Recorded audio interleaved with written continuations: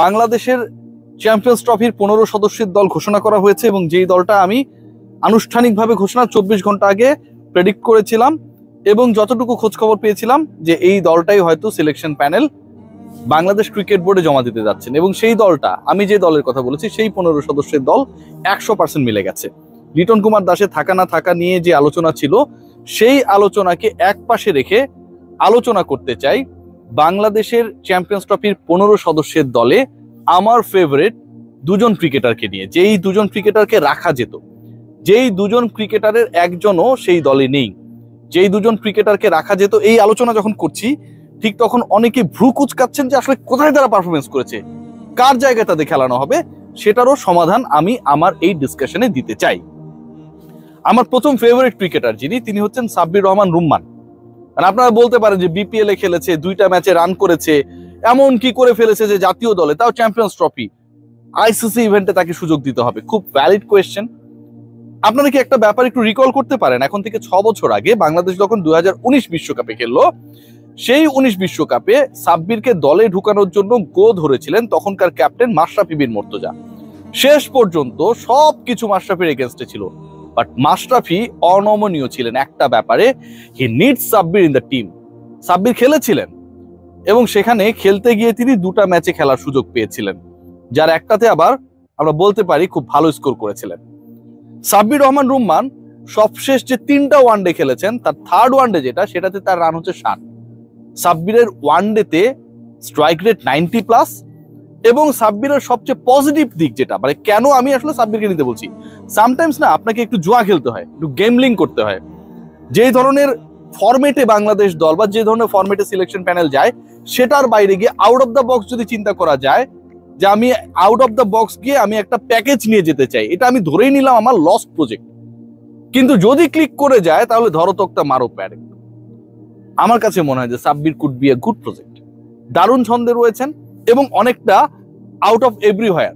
Last BPL এ খেলার সুযোগ পান নাই, এনসিএল এ তাকে দলে নেওয়া হয় না। আমার কাছে ইন্টারভিউতে সেই কথাগুলো তিনি বলেছেন, চায়ের আড্ডায় গেলে দল পাওয়া যায় সেই ব্যাপারগুলো ডিসক্লোজ করেছেন এবং শেষ পর্যন্ত এবারের বিপিএল এই আলোচনাটা আমি যখন করছি, সবশেষ 2 ম্যাচের একটায় রান করেছেন তিনি, আপনারা সবাই জানেন 33 বলে 82, যেখানটায় তার স্ট্রাইক রেট হচ্ছে 248, মানে 250-এর কাছাকাছি। অপর ম্যাচে রান করেছেন 10 বলে 23, 230 স্ট্রাইক রেটে রান করেছেন। 2 ম্যাচ মিলে খেলেছেন 33 + 10 43 বল, রান করেছেন 105, ছক্কা মেরেছেন 9 + 3 12টা। এরকম ফর্মে থাকা, সুইট হিটিং এর একটা দারুণ ধারাবাহিকতায় থাকা একজন ক্রিকেটারকে আমরা কি সেই বাজি হিসেবে নিতে পারতাম কিনা? আমার কাছে মনে হয় এখানটা একটা কারেজিয়াস ডিসিশন মেক করার সুযোগ ছিল, সেটা টিম ম্যানেজমেন্ট, সিলেকশন প্যানেল কেউ করেনি। আরেকজন আমার ফেভারিট ক্রিকেটার রয়েছে, আমি বলবো যে আসলে এদের অন্তত যে কাউকেই যদি দলে ঢুকানো যেত, কোন জায়গাটায় ঢুকানোর সুযোগ ছিল সেই আলোচনাটা আমি করবো। মানে ইলজিক্যালি আমি কোনো আলোচনা করছি না যে জায়গাটা কোথায়। তিনি হচ্ছেন নুরুল হাসান সোহান। নুরুল হাসান সোহানকে অনেক সমালোচনা করতে পারেন, ওয়ানডেতে তার একটু স্ট্যাটটা দেখেন। ওয়ানডেতে সোহান খুব কম ম্যাচেসে সুযোগ পেয়েছেন। মজার ব্যাপার কি জানেন, ওয়ানডেতে সোহানের স্ট্রাইক রেট 95-এর কাছাকাছি এবং তার এভারেজ মানে পার ম্যাচে রান করার গড় যেটা, তাকে আউট করতে পারে না। ফিনিশিং রোলটাতে তিনি এতটা সফল থাকেন 82.5, 82.5 এভারেজে ওয়ানডেতে রান করার পরও, জায়গা সিমেন্ট করার পরও নুরুল হাসান সোহান অজ্ঞাত কারণে, অন্য একটা ফরম্যাটে খারাপ করার কারণে শেষ পর্যন্ত দল থেকে রুলড আউট হয়ে গেছে। এবারের বিপিএল এ ইনিংস পেয়েছেন 2টা ব্যাট করার, একটাতে করেছেন 24 বলে 41, রংপুর ধুকছিল। সিলেটের বিপক্ষে সেই ম্যাচে সোহানের 41 রান, সোহানের 4টা 4 2টা 6, শেষ পর্যন্ত রংপুরকে জেতাতে বড় ভূমিকা পালন করে। বাদ দিলাম ওই ম্যাচ, সিলেটে বোলিং অ্যাটাক খারাপ, নার্ভের খেলায় তুলনামূলকভাবে রংপুরে গিয়ে সব মানলাম। কিন্তু যেই ম্যাচে তিনি 1 ওভারে কাইল মায়ার্সের ওই ওভারটায়, যে বোলারই হোক না কেন, হু এভার দ্য বোলার ইজ, যখন আপনার জয়ের জন্য লাস্ট 6 বলে 26 রান লাগবে, ক্যাপ্টেন ব্যাটিং এ আর কোনো ভরসা কারো উপর রাখার মতো কেউ নেই, 6-4-4 6-4-6, 3টা 6 3টা 4 মুখস্থ হয়ে গেছে ভাই। শেষ 6 বলে 30 রান তুললেন, উইনিং শটে 6 মারলেন, খেলেছেন 7 বল, করেছেন 32 রান, কোনো বল ডট খেলেন নাই। 2টা ইনিংসে খেলার সুযোগ পেয়েছেন রংপুরের হয়ে, 41 একটায় আর একটায় অপরাজিত 32 7 বলে, এবং ওই 32 রান এবারের বিপিএল এ আমার কাছে মনে হয় সেরা নক।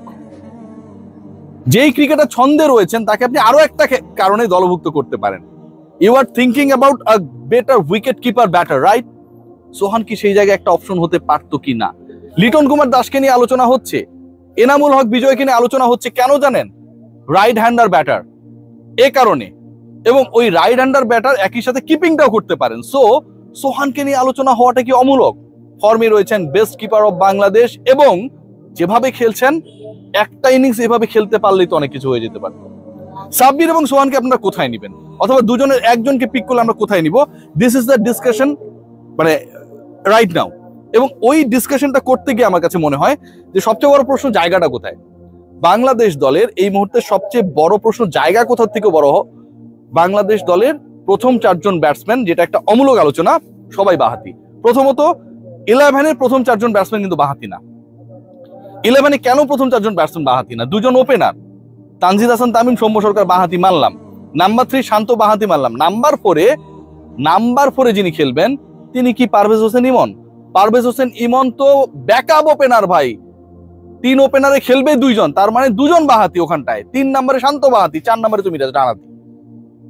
আপনি ওই যে একটা এক্সট্রা ওপেনার নিয়ে যাচ্ছেন, ওই স্লটটায় আমার কাছে মনে হয় ওপেনার না নিয়ে বাংলাদেশ টিম ম্যানেজমেন্ট একজন ফিনিশারকে নিতে পারত, যিনি মিডল অর্ডারও ব্যাট করতে পারেন, কারো আউট অফ ফর্ম হয়ে গেলে ওই জায়গাটায় রিপ্লেস করতে পারেন। এটা আমার কাছে মনে হয় বেস্ট অপশন হতো। সেই জায়গাটায় সোহানও হতে পারতেন, সেই জায়গায় সাব্বিরও হতে পারতেন, ইনফর্ম 2 জন ক্রিকেটার রাইট নাও যারা পারফর্ম করছেন তাদের যে কেউ হতে পারতেন। এবং এই অপশনটা যদি হতো তাহলে আমার ব্যাকআপ ওপেনার কে হতো, সেই প্রশ্নটা যখন যারা তুলবেন এটার উত্তর রয়েছে। বাংলাদেশ তো খেলতে যাচ্ছে ইনিশিয়ালি 3টা ম্যাচ, সেখানটায় সবচেয়ে ভালো বিকল্প ওপেনার, মেকশিফট ওপেনার হিসেবে মেহেদী হাসান মিরাজ আমার রয়েছে। সো বাহাতি নিয়ে যে আলোচনা, ওই আলোচনাও থাকতো না। মিরাজকে ইন কেস অফ ইমার্জেন্সি আপনি মেকশিফট ওপেনার বানাতেন, মিরাজ এক্সট্রা ওপেনার হিসেবেও কাজ করতে পারতো যদি আপনার দরকার পড়তো, এবং ওই গ্যাপটাতে ফিনিশিং এ বা মিডল অর্ডারে আমরা সোহান অথবা সাব্বিরকে খেলাতে পারতাম। Sometimes whenever you are making a national team like a event for a event, যে ইভেন্টটা হচ্ছে গ্লোবাল ইভেন্ট, এরকম কিছু ডিসিশনস মেক করা আমার কাছে মনে হয় দরকার। এই বাজি, এই জুয়াগুলো না যখন ক্লিক করে যায়, হ্যাভ নো আইডিয়া এটা কিভাবে ক্লিক করে। সাব্বির কিংবা সোহান হয়তো ন্যাশনাল টিমে আশপাশে নেই, হয়তো সেরকম বিশাল আহামরি পারফরমেন্স করে দেখান নাই, কিন্তু the confidence right now they have. এবং আর মাত্র 1 মাস পরেই যে টুর্নামেন্টটায় তারা খেলার সুযোগ পেতে পারতেন, সেখানটায় তারা কতটা দারুণ ব্যাটিং করতে পারতেন সুযোগ পেলে, সেই সম্ভাবনাটাকে উড়িয়ে দেওয়ার সুযোগ নেই। বাংলাদেশ দল আমার কাছে মনে হয় গড়ার ক্ষেত্রে সিলেকশন প্যানেল তারা তাদের মুন্সিয়ানা পরিচয় দিয়েছে, আমি খুব বড় প্রশ্ন তুলবো না, বাট সোহান বা সাব্বির থাকলে it could be more exciting team. আবারও বলছি, সাব্বির সবশেষ তার খেলা, এই ভিডিওটা যখন করছি, 43 বলে করেছেন 105 রান, এক ম্যাচে স্ট্রাইক রেট 248 প্লাস, অপর ম্যাচে স্ট্রাইক রেট 230, ছক্কা মেরেছেন 12টা। সোহান এক ম্যাচে করেছেন 41-23 বলে, অপর ম্যাচে করেছেন 7 বলে 32, এবং শেষ 6 বলে দলের জন্য জয়ের জন্য দরকার ছিল 26 রান, 6 বলে 30 রান নিয়ে বিপিএল ক্রিকেট ইতিহাসে সেরা ফিনিশিং করেছেন তিনি। Bad luck for them. এবং আমাকে যদি গালি করতে চান, গালি আলাজ করতে চান, সেটাও করতে পারেন, নো প্রবলেম। আবারও বলছি, রিস্ক নেওয়া যেত, একটা বাজি খেলাই যেত, মাশরাফি যেটা খেলেছিলেন 2019 বিশ্বকাপে। সবাই ভালো থাকবেন, টেক গ্রেট কেয়ার।